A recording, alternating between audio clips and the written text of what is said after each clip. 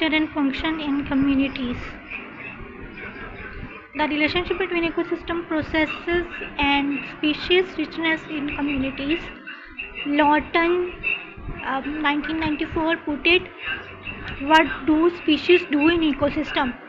Ecological genomics opens new avenues to explore this question. We will review scientific evidence concerning genome diversity in the environment and the function of genomes in nutrient cycles. Microorganisms are in a key position at many crucial links of nutrient cycles. Different ecological communities can be pretty different in terms of the types and numbers of species they contain. For instance, some Arctic communities include just a few species, while some tropical rainforest communities have huge numbers of species packed into each cubic meter.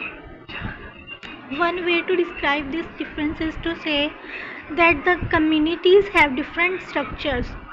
Community structure is essentially the composition of a community, including the number of species in that community and their relative numbers. It can also be interpreted more broadly to include all of the patterns of interaction between these different species.